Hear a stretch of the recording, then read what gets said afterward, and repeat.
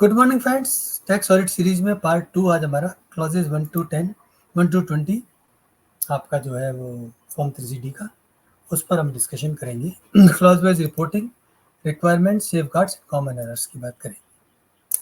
Tax audit की जो report है आपकी 3CD की, उसके मैंने इसको 2 हिस्सों में बांटा है। कुछ क्लॉजेज में आपसे फैक्चुअल डेटा मांगा जाता है और कुछ क्लॉजेज में आपसे आपको एज लीगल इंटरप्रिटेशन भी लेने पड़ते हैं और एज असेसिंग ऑफिसर करना पड़ता है। जैसे क्लॉज 19 में आपको निकालना है amount admissible as deduction. Clause आपका जो 36A है डीम डिविडेंड, उसमें आपको डिसाइड करना है कि डीम डिविडेंड क्या है, कितना डीम डिविडेंड है। तो इसलिए जो है आपको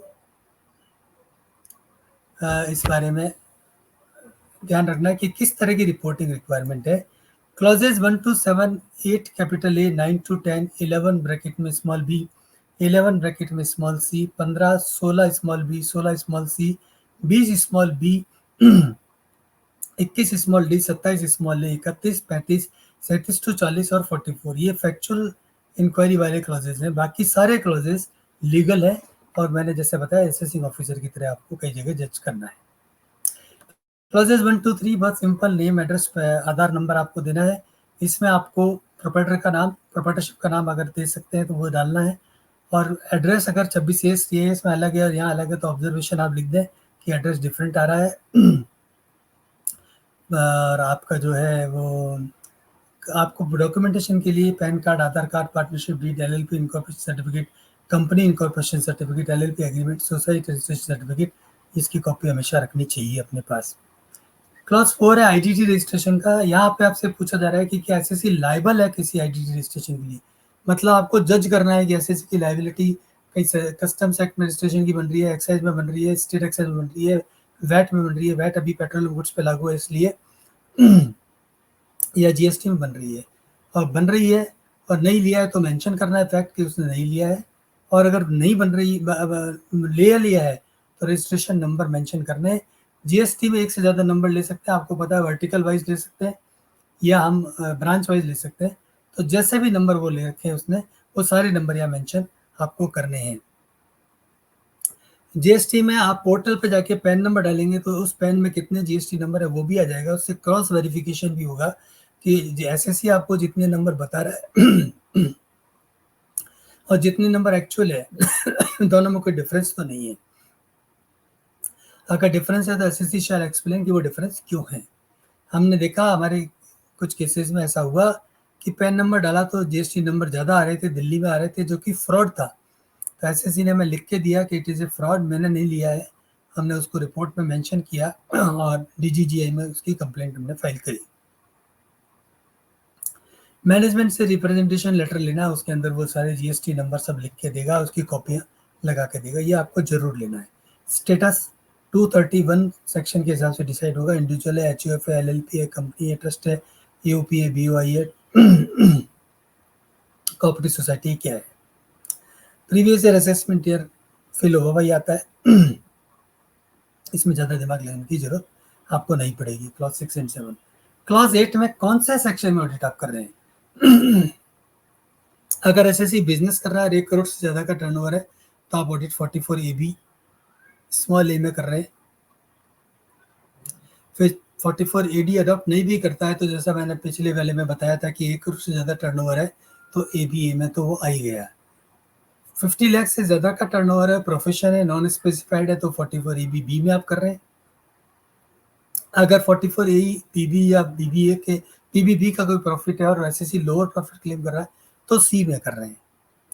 अगर स्पेसिफाइड प्रोफेशन कर रहा है 44AA1 का और 44ADA को फॉलो नहीं कर रहा है, यानी कि 50 लाख पे 50%, या अगर 5% से ज़्यादा टोटल रिसिप्ट कैश में नहीं है तो 75 लाख का 50% इनकम में नहीं दिखा रहा है, तो और total income maximum not chargeable taxes ज़्यादा है तो आप क्लॉज डी में कर रहे हैं। इसी तरह से अगर पहले कभी 44AD अडॉप्ट किया और अब नहीं कर रहा है और उसमें से जो है वो प्रॉफिट डिक्लेयर 44AD के हिसाब से नहीं कर रहा है और total income maximum not chargeable taxes ज़्यादा है तो ई में आप ऑडिट कर रहे हैं। अगर 44AD1 और 44ADA1 को फॉलो नहीं कर रहा है तो फर्स्ट प्रोविजो में आप ऑडिट कर रहे हैं 44AB के। और अगर किसी कंपनी का है या एलएलपी का है, एलएलपी की भी दो सिचुएशन है, एक सिचुएशन में वहाँ ऑडिट रिक्वायर्ड है, एक में नहीं है। अगर वहाँ रिक्वायर्ड है और वो हो चुकी है तो थर्ड प्रोविजन में, कंपनी में तो रिक्वायर्ड ही है हर केस में, तो थर्ड प्रोविजन। एक इशू आता है कि 5% की कंडीशन जो रिसिप्ट और पेमेंट वाली है वो मैट हो जाती है तो टर्नओवर 10 करोड़ हो जाता है। तो यूटिलिटी आपको एक ऑप्शन देती है कि प्रोविजो टू क्लॉज 44ABA, लेकिन उस केस में ऑडिट 44ABA में होती है क्योंकि प्रोविजो सिर्फ लिमिट डिटरमिन करता है 1 करोड़ या 10 करोड़। ऑडिट अल्टीमेटली 44ABA में ही होती है, तो आपको वही यहाँ पे लिखनी पड़ेगी। अगला है clause 8A, opting for new tax regime. अगर एसएससी ने न्यू टैक्स रेजिम के लिए ऑप्ट किया है 115BA, BAA, BAB, BSc, BAD, BAE, तो रिलेवेंट फॉर्म की कॉपी आपके पास होनी चाहिए। और अगर अभी ड्यू डेट ऑफ आईटीआर तक कर सकता है और एसएससी ने नहीं किया है तो आप उससे एमआरएल ले सकते हैं कि वो कर लेगा, और आप रिपोर्ट में मेंशन करेंगे कि एमआरएल के आधार पर हमने यस किया है। और अभी जो न्यू टैक्स रेजिम है इंडिविजुअल एचएफ और अदर एसएससीज में, जो अदर देन कोऑपरेटिव सोसाइटी में जो लागू हो गई है, जो डिफॉल्ट है, तो उस केस में अब हमको यहाँ पे तो यस करना ही पड़ेगा और कोई ऑप्शन हमारे पास है नहीं। अगर क्लॉज 8 ये लगता है यार कि डिफॉल्ट टैक्स रेजिम हो गई या टैक्स रेजिम उसने अडॉप्ट कर लिया, तो क्लॉज 18 में कुछ एडजस्टमेंट्स होंगे कि एडिशनल डेप्रिसिएशन नहीं मिलेगा और वो एड बैक हो जाएगा आपकी WDV में। और क्लॉज 19 में जो डिडक्शंस है वो मेंशन किए हुए वो नहीं मिलेंगे।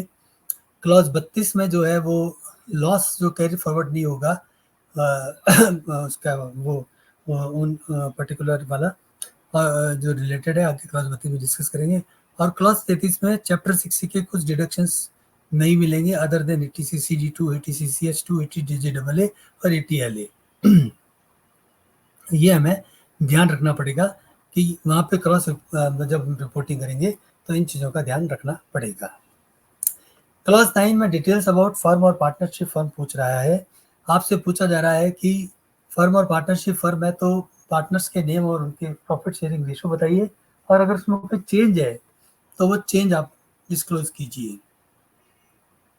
ये पता करना बहुत मुश्किल है कि चेंज हुआ कि नहीं हुआ। हो सकता है पार्टनरशिप डीड किसी और से फ्रेश लिखवा ली हो और उसमें चेंज कर दिया हो, या सप्लीमेंट्री पार्टनरशिप डीड लिखवा ली हो। इसके लिए आप हमारे ले कि कोई चेंज नहीं है प्रॉफिट शेयरिंग रेशो में या पार्टनर्स के अंदर। वैसे एसएससी से दोनों डीड की कॉपी ले ले, अगर अवेलेबल करा देता है तो कोई दिक्कत नहीं है। ये इंक्वायरी बहुत रिलेवेंट हो गई है 45(4) और 9B के बाद, इसलिए एसएससी इसको छुपाने की कोशिश कर सकते हैं। एलएलपी को भी ये क्लॉज लगेगा। सर्टिफाइड कॉपी ऑफ पार्टनरशिप 31/3/23, 31/3/24 की ले लें, वो उसको आप अपनी फाइल में लगा लें। साथ में एमआरएल ले लें। एलएलपी के केस में फॉर्म 4 की कॉपी मांग लें, क्योंकि एलएलपी में अगर कोई पार्टनर एडमिट होता है या सीज होता है तो फॉर्म 4 भरना पड़ता है।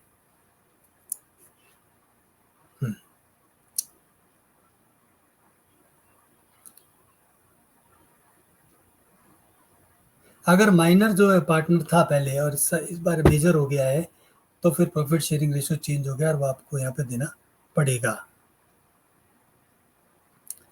तो इसको ध्यान रखना है। अगर साल में एक बार से ज़्यादा पार्टनर्स में या प्रॉफिट शेयरिंग रेशो में चेंज होता है तो हर चेंज यहाँ पे देना पड़ेगा। Change in remuneration and interest to partners is not a change which is required to report upon. Supreme court का जजमेंट RM चिदम्बरम पिल्ले इसको सपोर्ट करता है। नेचर ऑफ बिजनेस क्लॉज 10 में पूछा जाता है। नेचर ऑफ बिजनेस और प्रोफेशन अगर एक से ज़्यादा है तो सारे मेंशन करना है। चेंज है कोई नेचर ऑफ बिजनेस प्रोफेशन में तो वो पर्टिकुलर इसमें देना है। Any change will not include change. Manufacturing के साथ ट्रेडिंग शुरू कर दिया, ट्रेडिंग के साथ मैन्युफैक्चरिंग शुरू कर दिया, बैकवर्ड इंटीग्रेशन कर लिया, ट्रेडिंग में करते करते मैन्युफैक्चरिंग में चले गए तो वो चेंज है, या जॉब वर्क की नई लाइन शुरू कर दी तो वो चेंज है, तो वो यहाँ पे मेंशन जरूर करनी है, लेकिन इंटरलेसिंग वगैरह की कंडीशंस इसमें नहीं लगेंगी। रिस्ट्रक्चरिंग अगर हुई है, नई लाइन ऑफ बिजनेस खुलती है या एक लाइन बंद होती है तो यहाँ मेंशन करना है। क्लोजर अगर हो गया तो लॉस कैरी फॉरवर्ड अभी कर सकते हैं। क्लॉज 11 ए में आपसे पूछा जाता है बुक्स ऑफ अकाउंट्स प्रिस्क्राइब्ड है क्या 44 ए में, अगर है तो उसकी लिस्ट दीजिए। जनरली लोग इसको यस में लिखते हैं, केवल स्पेसिफाइड प्रोफेशन के केस में बुक्स प्रिस्क्राइब्ड है, बाकी किसी भी केस में बुक्स प्रिस्क्राइब्ड नहीं है। ये इंक्वायरी आपकी नो में जाएगी, स्पेसिफाइड प्रोफेशन में यस में जाएगी, और जो रूल 6C में जो लिस्ट दी हुई है वो लिस्ट यहाँ लगानी पड़ेगी 44AA1 के अलावा। List of books of accounts maintain and address जहाँ पे मेंटेन की गई है। सारे बुक्स ऑफ अकाउंट आज की डेट में सॉफ्टवेयर में मेंटेन होते हैं, कोई भी सॉफ्टवेयर में मेंटेन होते हैं तो वहाँ परचेज रजिस्टर, सेल रजिस्टर, बहुत सारे जनरल रजिस्टर अपने आप बन जाते हैं। लेजर तो बनता ही है, उन सब की लिस्ट यहाँ पे आपको लिखनी पड़ेगी, मेंटेन्ड है, क्योंकि वो मेंटेन हो रहे हैं ऑटोमेटिकली। और एग्जामिन में सिर्फ आपने जो एग्जामिन किए वो लिखते हैं। List of books of accounts examined जब आप लिखें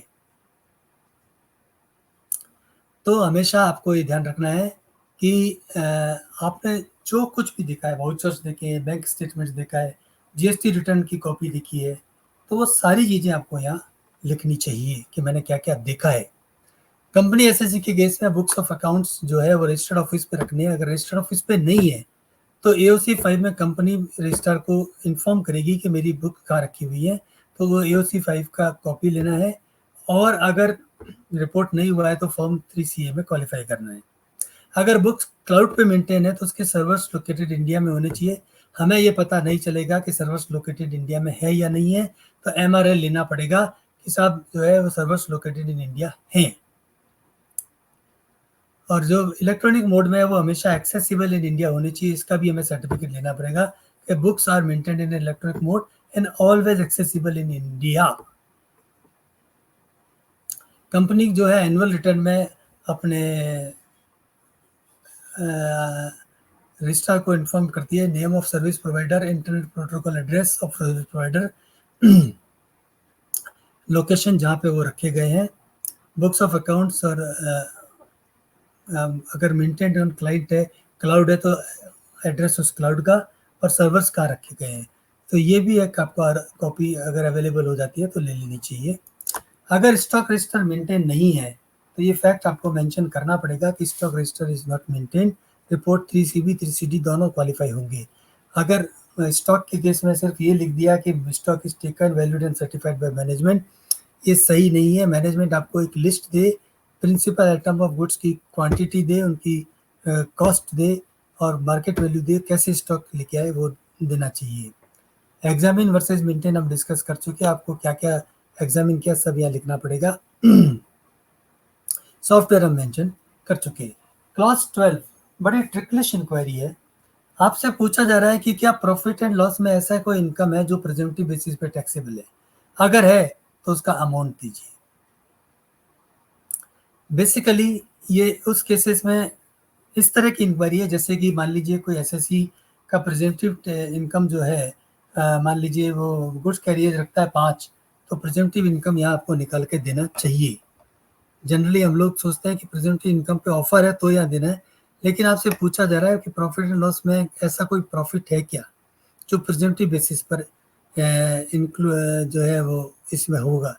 तो अगर एसएससी ने प्रॉफिट एंड लॉस अकाउंट में कोई प्रेजेंटिव इनकम क्रेडिट करी है तो वो यहाँ आपको मेंशन करनी है, और रिपोर्ट को क्वालिफाई करना है, क्योंकि प्रेजेंटिव इनकम जो है true and fair view present नहीं करती है, तो आपका रिपोर्ट हमेशा क्वालिफाई होगा।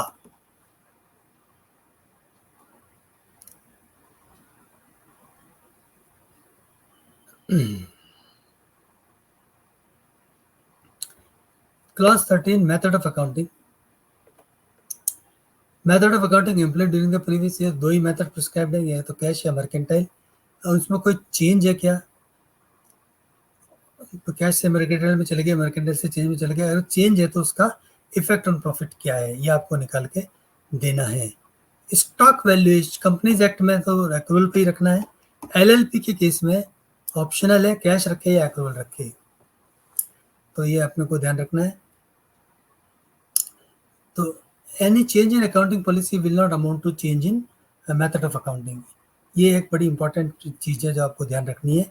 तो change in values method of valuation of stock is not a change in method of accounting, ये अपने को लेके चलना है। 13D to 13F में ICDS के हिसाब से जो इनकम कंप्यूट हो रही है तो कोई एडजस्टमेंट है, अगर एडजस्टमेंट है तो पॉजिटिव नेगेटिव दोनों एडजस्टमेंट यहाँ पे देने हैं। और डिस्क्लोजर्स जो ICDS के हैं स्पेसिफाइड में वो यहाँ पे देने होते हैं। तो डिस्क्लोजर्स आपके नोट्स अकाउंट्स के पार्ट होने चाहिए, उसमें सारी चीज़ें आपको देनी चाहिए। 145B में कुछ इनकम से एस्केलेशन क्लेम्स हैं, जिस साल में एडमिट हो गया उस साल की इनकम मानी जाएगी, रियलाइजेशन बाद में हो सकता है। इंटरेस्ट जो कंपनसेशन और अनाउंस कंपनसेशन में मिलता है वो इनकम जिस साल में रिसीव हो गया उस साल में टैक्सेबल हो जाएगा। सब्सिडी जब रिसीव हुई जब टैक्सेबल हो जाएगी। तो इन इनकम का भी हमको मेथड ऑफ अकाउंटिंग का क्लॉज 13 में ध्यान रखना है। वैल्यूएशन ऑफ स्टॉक में method of valuation of stock, details of deviation for 145A। कई ऑडिटर लिखते हैं stock is valued at cost और market value whichever is less, wrong. आपको लिखना है कॉस्ट और net realisable value whichever is less पे हमने इसको रखा है। इन्वेंट्रीज में आपके finish goods, raw material, working progress, stock in trade, store space सभी आ जाएंगे और उनका सबका मेथड ऑफ वैल्यूएशन रखना है। स्टॉक रजिस्टर अगर मेंटेन नहीं है तो यहाँ भी मेंशन करना है, क्लॉज 11 में भी मेंशन करना है कि स्टॉक स्टेटमेंट नहीं रखा गया है। ऑडिटर को जो है टेक्निकली तो AS2 भी कहता है कि ऑडिटिंग स्टैंडर्ड्स भी कहते हैं स्पेशल प्रोसीजर्स में कि आपको फिजिकल काउंटिंग के समय होना चाहिए या फिजिकल काउंटिंग की लिस्ट उनसे लेनी चाहिए, उससे क्रॉस चेक करना चाहिए। Deviation from method of 145A, मैंने कई रिपोर्ट्स में देखा है कि ऑडिटर रिपोर्ट करते हैं there is no deviation, deviation is there, क्योंकि हर केस में हम जो है वो एक्सक्लूसिव बेसिस पे बुक्स रखते हैं और 145A जो है वो इंक्लूसिव बेसिस पे वैल्यूएशन की बात करता है। तो स्टॉक का वैल्यू भी इंक्लूसिव बेसिस पे मांगता है, तो डेविएशन है और उस डेविएशन की वजह से कोई फर्क पड़ रहा है या नहीं पड़ रहा है वो हमें मेंशन करना है। तो डेविएशन को आप यस करेंगे, इफेक्ट ऑन प्रॉफिट को आप क्वांटिफाई करके यहाँ लिखना पड़ेगा। क्लॉज 15 में conversion of capital asset into stock in trade, तो कोई भी कैपिटल एसेट को अगर स्टॉक इन ट्रेड में कन्वर्ट किया है तो वो यहाँ रिपोर्ट होगा, लेकिन रूरल एग्रीकल्चर लैंड चूंकि कैपिटल एसेट नहीं है इसलिए वो यहाँ रिपोर्ट नहीं होगी। डेट ऑफ एक्विजिशन ये बहुत जरूरी है लॉन्ग टर्म शॉर्ट टर्म के लिए। Cost of acquisition, books of accounts audited या नॉन ऑडिटेड अभी डिस्कस करेंगे, और किस अमाउंट पे कन्वर्ट किया है। नेचर ऑफ इंक्वायरी फैक्चुअल है, इसमें आपको सारे फैक्ट्स स्टेट करने हैं। अमाउंट किस अमाउंट पे कन्वर्ट किया है तो जरूरी नहीं है fair market value date of conversion हो।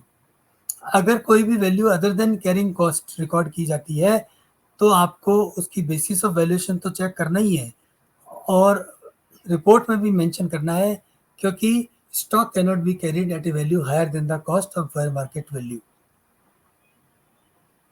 तो आपको क्वालिफाई करना है रिपोर्ट, और क्लॉज 14 में भी उसका क्रॉस रेफरेंसिंग देना है। अकाउंटिंग एंट्रीज रिलीवेंट जितनी भी है वो पास हो जानी चाहिए, कोई भी कन्वर्जन की एंट्री वहाँ पे पास हो जानी चाहिए, और आपका जो है वो जिस साल में कन्वर्ट हुआ है उस साल में रिपोर्टिंग करनी है। कॉस्ट ऑफ एक्विजिशन जो एक्चुअल बुक से आ रही है वो देनी है, 1/4/2001 की वैल्यू से हमें कंफ्यूजन नहीं करना है। और बुक्स अगर ऑडिटेड नहीं थी उस साल में जिस साल में वो ये एसेट एक्वायर की थी तो ये फैक्ट मेंशन करना है रिपोर्ट के अंदर कि उस साल की बुक्स ऑडिटेड नहीं थी, उसके आधार पर हमने लिया है। ये अपने को बिल्कुल ध्यान रखने वाली बातें हैं। क्लॉज 15 में, clause 16 incomes falling under section 28 में बहुत सारी इनकम की लिस्ट है, export incentives, non compete fees, benefit और perquisite arising out of business और प्रोफेशन, वो एक लिस्ट है। वो इनकम में से कोई इनकम एसएससी को रिसीव हुई है और उसने यहाँ मेंशन नहीं करी है तो आपको देनी पड़ेगी। इसमें सबसे इम्पोर्टेंट इनकम 28(4) की थी, बेनिफिट और परक्विजिट आउट ऑफ जो है वो बिजनेस और प्रोफेशन। डीलर बाहर घूम के आ जाते थे कंपनी के खर्चे पे और उस इनकम को अपने इनकम में इंक्लूड नहीं करते थे उसकी वैल्यू को। अब 194(r) में TDS कटता है तो वैल्यू अपने आप इंक्लूड हो जाती है, और नहीं होती है तो आपको करनी पड़ेगी। जनरली ये जो एंट्री है ये कैपिटल अकाउंट से सेटल होती है, P&L में नहीं आती है, इसलिए आपको इस अमाउंट को जो भी ये गिफ्ट वगैरह मिलते हैं उनको 16A में मेंशन करना पड़ेगा।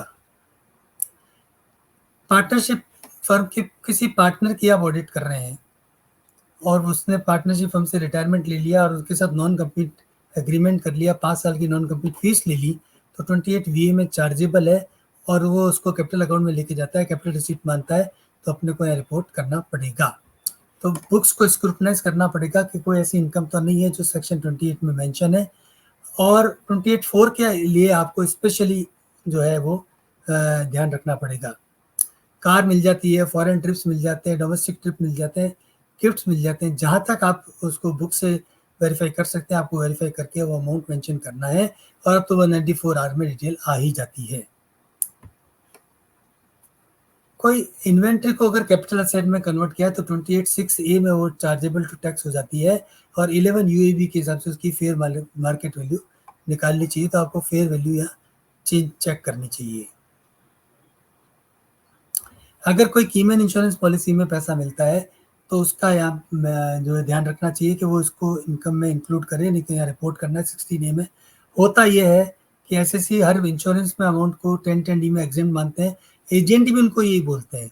आजकल आप देख रहे होंगे बहुत सारी पॉलिसीज में TDS कट के आता है, एजेंट उनको कहता है नहीं ये TDS तो ऐसे ही काट ली थी कंपनी, आपका एग्जेम्प्ट है, और SSC हमको कहता है कि मेरा एग्जेम्प्ट है।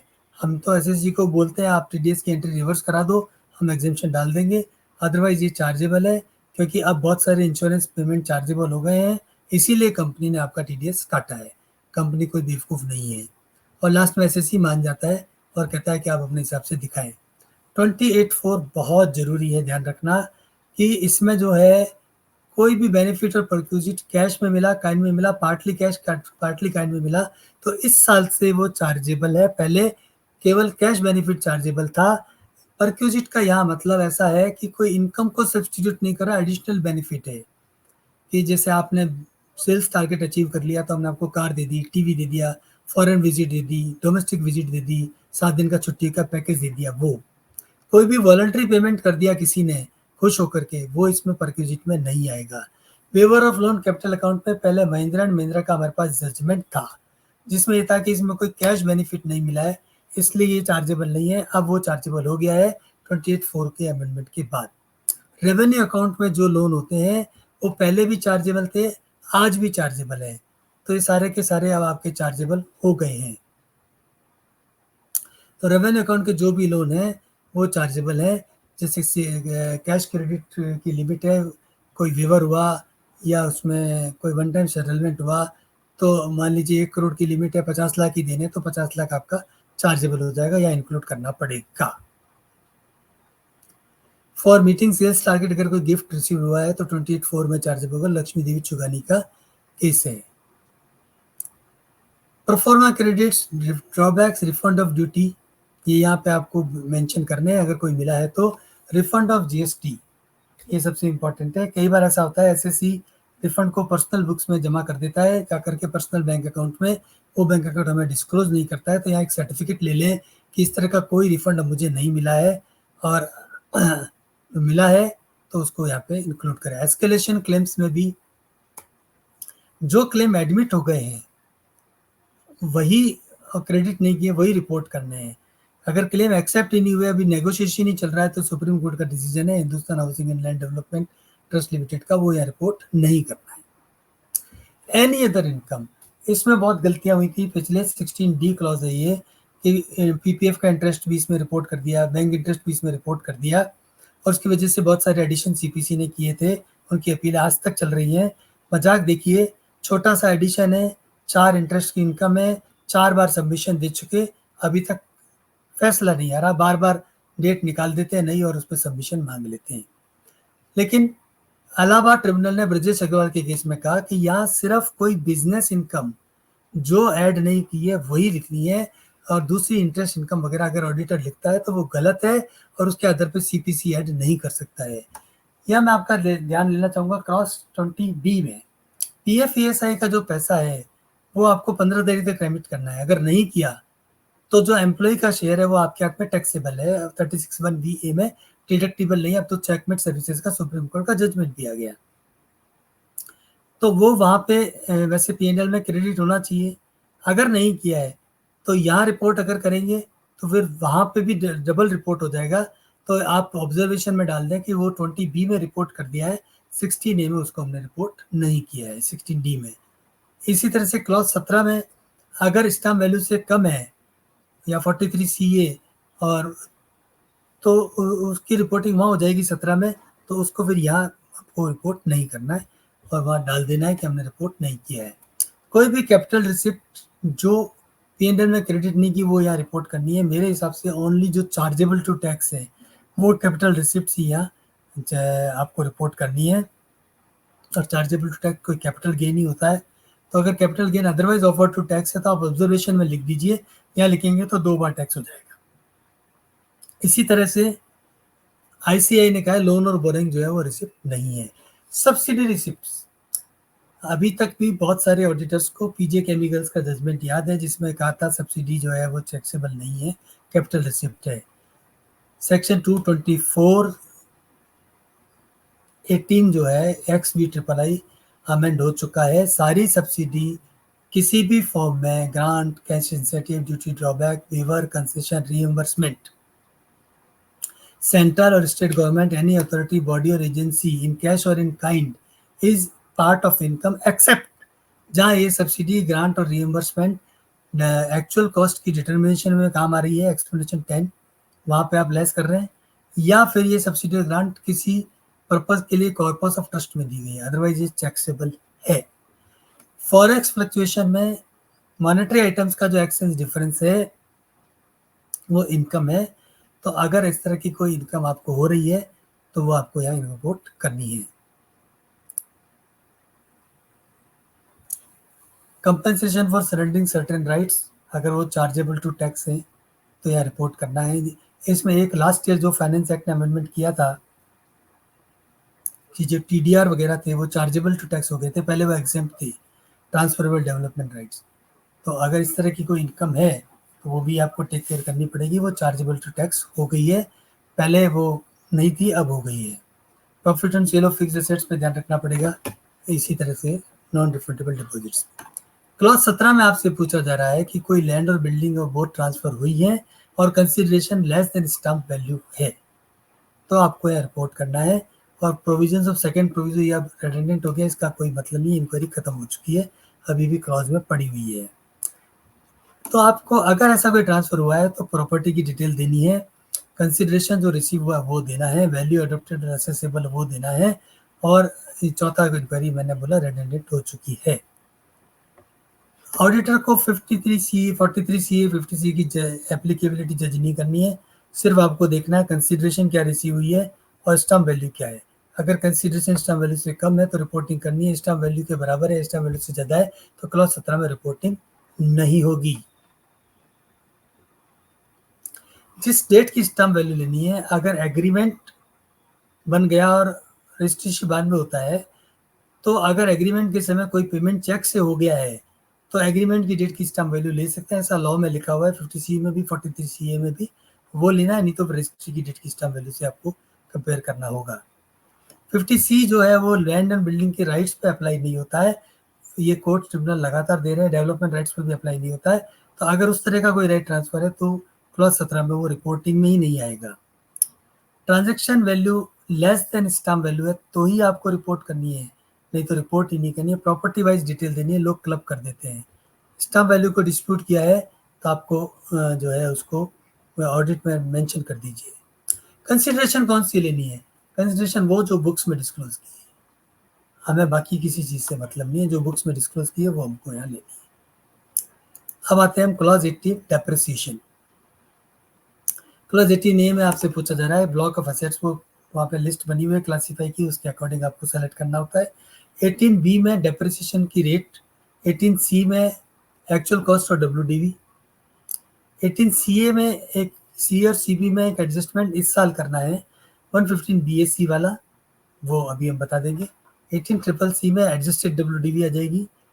एडजस्टमेंट क्या करना है? एडजस्टमेंट ये करना है कि SSC ने कभी भी पहले non tax new tax regime नहीं लिया था, असेसमेंट ईयर 2024-25 के पहले इस साल उसका न्यू टैक्स रेजिम में टैक्स कैलकुलेट हो रहा है और डेप्रिसिएशन अलाउंस है, अनअब्जॉर्ब डेप्रिसिएशन, तो यहाँ पे एडजस्टमेंट करना है। क्या एडजस्टमेंट करना है? एडजस्टमेंट ये करना है कि जो एडिशनल डेप्रिसिएशन है एक्चुअल 24 को, जो अभी अनअब्जॉर्ब पड़ा हुआ है, उसको WDV 1023 की WDV में जोड़ देना है, वो यहाँ पे ऐड हो जाएगा। एडजस्टमेंट रिलेटेड टू गुडविल आपको करना है। गुडविल पे डेप्रिसिएशन फाइनेंस एक्ट 2021 ने मना कर दिया था, तो उसके लिए जो है वो अब तक तो एडजस्टमेंट हो चुका होगा, फिर भी हम डिस्कस कर लेते हैं। WDV 1019 की निकालनी है, उसमें से डेप्रिसिएशन एक्चुअली 19-20 का निकालना है। इसमें से जो एसेट ऐड हुई है और लेस हुई है, एसेट ऐड हुई है वो इसमें ऐड करनी है, लेकिन एक्विजिशन ऑफ गुडविल की वजह से जो इंक्रीज हुआ उससे ज़्यादा का अमाउंट ऐड नहीं करना है, और फिर उसमें से जो पनिशेबल जो एसेट सोल्ड हो गई वो लेस करनी है। अब जो बैलेंस बचा है उसमें से रिडक्शन करना है actual cost of goodwill minus जो गुडविल पे डेप्रिसिएशन आज तक आप ले चुके वो, ये एडजस्ट करने के बाद आपको एडजस्टेड WDV मिल जाएगा।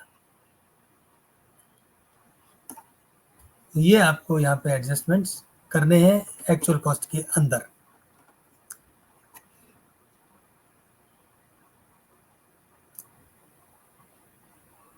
एटीन डी में आपको वही 3-4 adjustment for exchange fluctuation, annual credit के और सब्सिडी के करने हैं। 18E में अमाउंट ऑफ डेप्रिसिएशन अलाउबल आ जाएगा और 18F में WDV कैलकुलेट हो जाएगा। अगर AS10 को फॉलो नहीं करता है SSE तो रिपोर्ट क्वालिफाई करनी पड़ेगी। ICDS 5th को फॉलो नहीं करता है तो रिपोर्ट आपको क्लॉज 13 में करनी पड़ेगी। ओपनिंग WDV पिछले ऑडिट रिपोर्ट से ITR से मैच करना पड़ेगा। अगर पिछले साल ऑडिट नहीं हुआ था तो फैक्ट मेंशन करना पड़ेगा कि हमने इस आधार पर WDV लिया है। अगर किसी साल में WDV जो है वो प्रेजेंटिव इनकम से भरा हुआ है तो WDV निकालना पड़ेगा डेप्रिसिएशन नोशनल अलाउंस करके, और उसकी कैलकुलेशन को आपको अटैच करना चाहिए रिपोर्ट के साथ।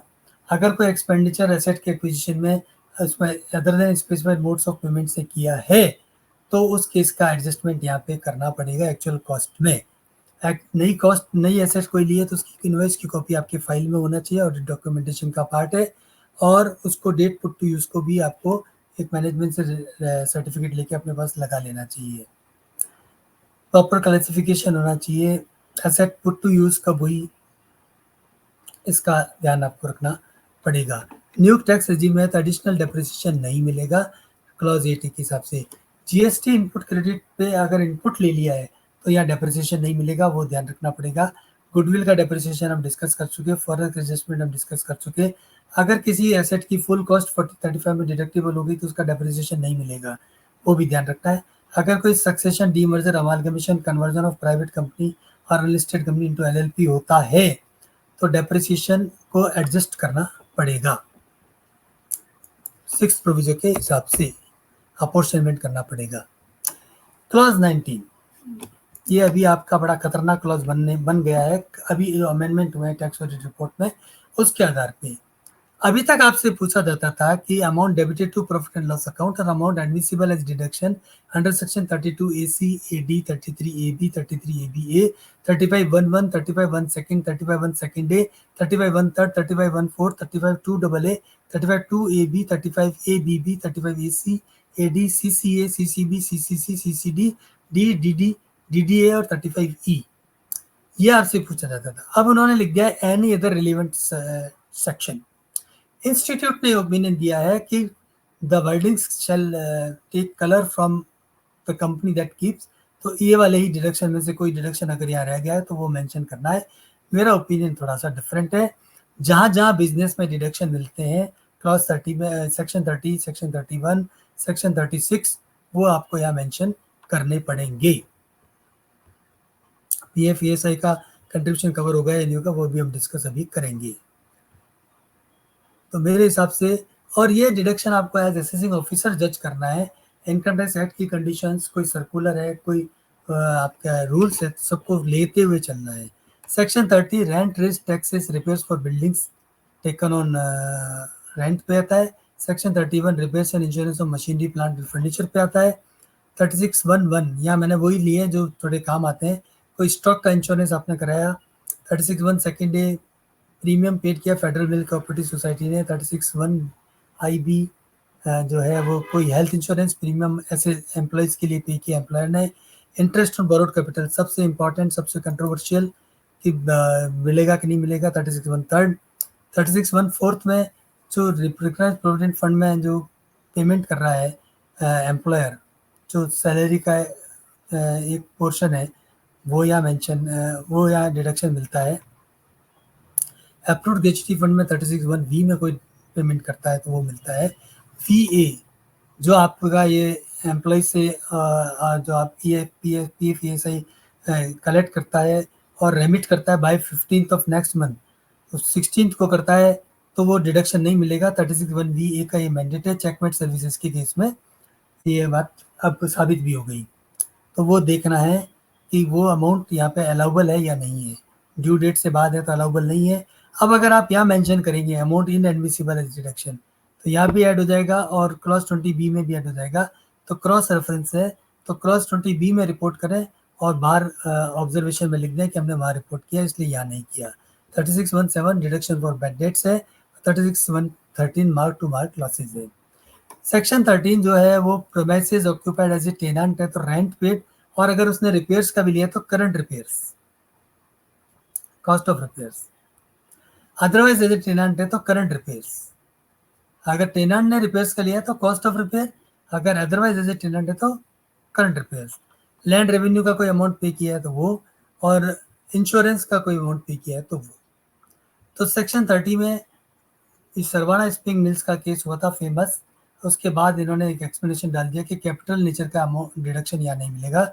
इस केस में मशीन चेंज कर दी गई थी और सेक्शन 30 में डिडक्शन क्लेम किया गया था। इसी तरह से क्लॉज 19 में बिजनेस डिडक्शन में repairs and insurance on machinery plant और फर्नीचर है तो करंट रिपेयर्स और प्रीमियम पेड डिस्ट्रक्शन, यहाँ भी कैपिटल एक्सपेंडिचर नहीं मिलेगा।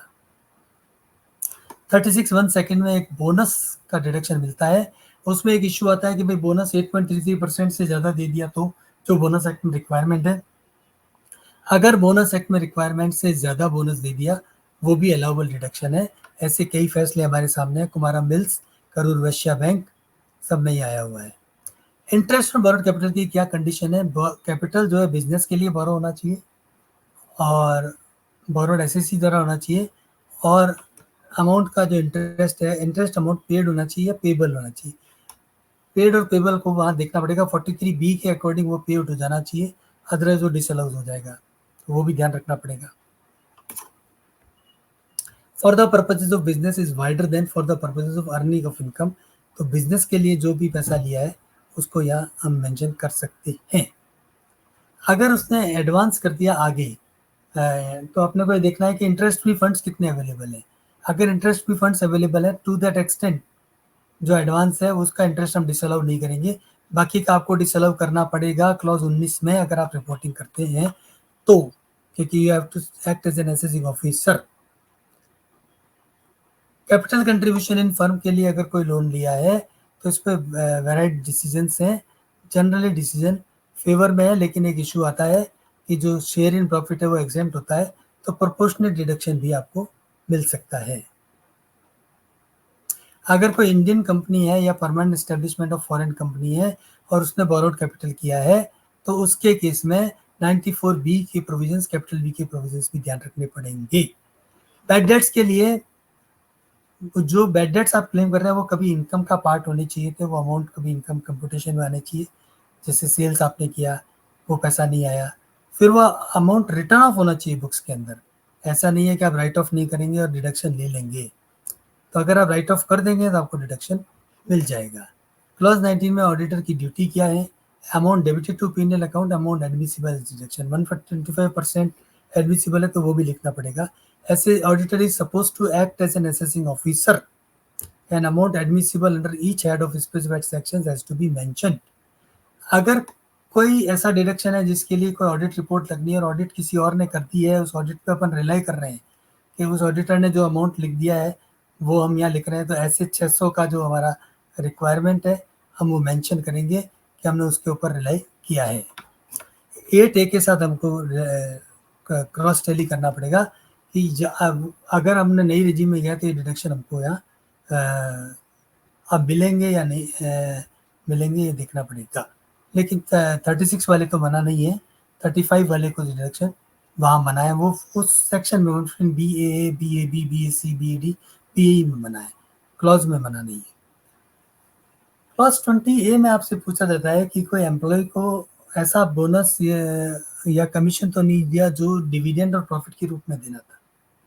तो ये ऑडिटर के लिए बहुत मुश्किल है, MRL लेना पड़ेगा और आपको देखना पड़ेगा कि जो है वो SSC की एम्प्लॉय की पेमेंट क्या है, और एज पर कोई एग्रीमेंट अगर उनको कमीशन दिया जा रहा है तो वो हिट नहीं होगा। हैमिल्टन कंपनी का केस है, कोलकाता ITAT का। इसी तरह से सर्विसेज रेंडर्ड के लिए कोई बोनस दिया जा रहा है, मान लीजिए किसी के पैकेज में ही लिखा हुआ है कि आपका इतना सैलरी है, इतना बोनस दिया जाएगा अगर आपने ये टारगेट अचीव कर दिया, तो वो यहाँ पे हम मेंशन नहीं करेंगे। इसी तरह से वो यही बात दलाल ब्रोचा केस में भी कह दी गई थी। क्लॉज 20B पूरी तरह से फैक्चुअल इंक्वायरी है। नेचर ऑफ फंड, एम्प्लॉय से कितना अमाउंट रिसीव हुआ, उसमें से कितना जो है रेमिट किया, डेट ऑफ रेमिटेंस क्या है और ड्यू डेट क्या थी। कई बार लोग मुझसे पूछते हैं कि साहब हम इसमें ड्यू डेट को चेंज करते हैं, SSC का डिसअलाउंस हो जाएगा। ऐसी गलती कभी ना करें। SSC के लिए अपनी ज़िंदगी दांव पे ना लगाएं। CA का जो आपने ये क्वालिफिकेशन हासिल करी है, बड़ी मेहनत से करी है, बड़ी मुश्किल से ये एग्ज़ाम पास होता है। SSC के लिए अपनी ज़िंदगी दांव पे ना लगाएं। अगर पकड़े गए तो डिबार हो जाएंगे, 5 साल 2 साल, आजकल तो ऐसे ही 5 साल से कम तो डिबार ही नहीं करते किसी को, और पेनल्टी भी बहुत हैवी लगाते हैं। आप नफरा की रिपोर्ट पढ़ रहे होंगे, इसलिए ध्यान रखें। कोई किसी तरह का रिस्क नहीं लेना अपने को, डिसअलाउंस होता है हो जाए और SSC जाता है चला जाए, हमको यहाँ मेंशन करना है। सम रिसीव्ड फॉर एम्प्लॉय सिर्फ आपको मेंशन करना है। मैंने कई रिपोर्ट में अपील के समय लोग मेरे पास आते हैं तो कहते साहब पूरा अमाउंट जोड़ दिया। अरे भाई आपने वहाँ पूरा अमाउंट लिखा था तो पूरा ही जोड़ेंगे। आप वहाँ लिखते हैं एम्प्लॉय का शेयर, तो एम्प्लॉय का शेयर जोड़ते हैं, उनको क्या पता एम्प्लॉय का शेयर क्या है। तो एम्प्लॉय का शेयर ही आपको लिखना है, वो चालान के ऊपर लिखा रहता है। 12 महीने के चालान मंगा लीजिए लेबर कंसल्टेंट से, उस पर लिखा रहता है एम्प्लॉय का कितना शेयर है, एम्प्लॉय का कितना शेयर है। तो ये फैक्चुअल इंक्वायरी है। 43B की वो सब अब जरूरत नहीं है, चेकमेट ने सबको खत्म कर दिया, इसलिए आप चुपचाप यहाँ पे अमाउंट मेंशन करें।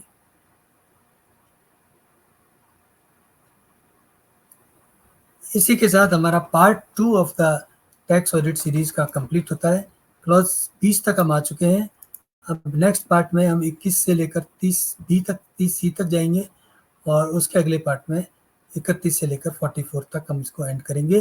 किसी की कोई क्वेरी हो तो इस दिए गए नंबर पे व्हाट्सएप कभी भी कर सकते हैं।